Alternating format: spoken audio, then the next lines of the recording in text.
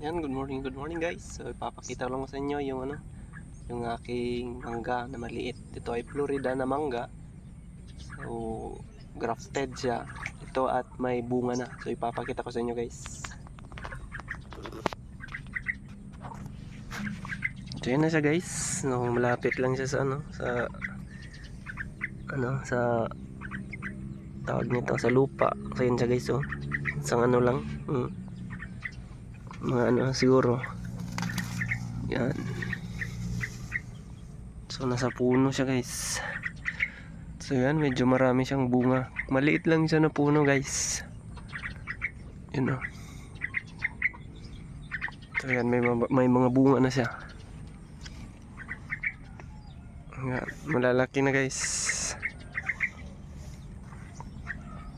So yan siya, yan. Marami dyan sa sa loob. Yan.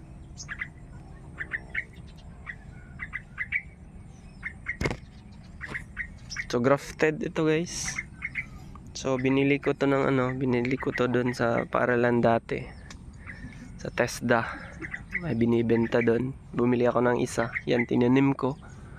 So mga nasa pa lang ito.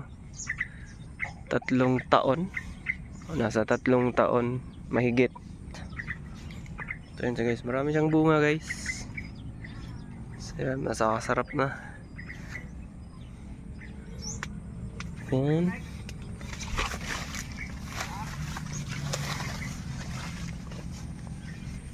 Yan sila guys. Yan, pulang-pula na yung isa guys. So ito ay Florida mangga.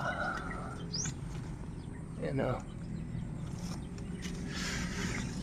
Ayan, maraming malalaki na guys.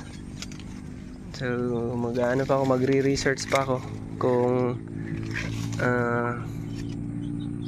kailan siya pwedeng kung kailan siya pwedeng i-harvest na. So ayan, siguro mga pag harvest nito mga dalawa 1 kilo ganun, o 3 1 kilo. Yan guys.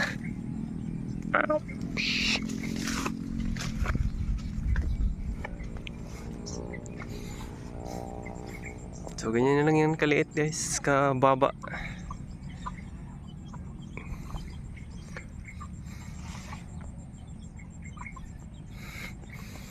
So tininim ko to dito. Nakita niyo na dati siguro to nung nag-video ako na inisprehan ko siya ng pang-bunga. Kaso dati hindi siya nagbunga. Kasi maliit pa siya. So ito na ngayon guys. May bunga na siya. Pulang-pula.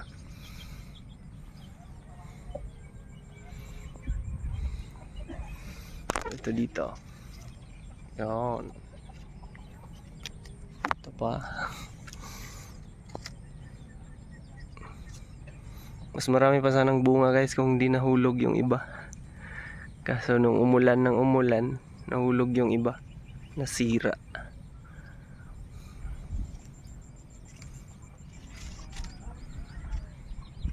So dito lang pala ito sa guys, malapit lang sa palayan ko tinanim. Yan. Oops.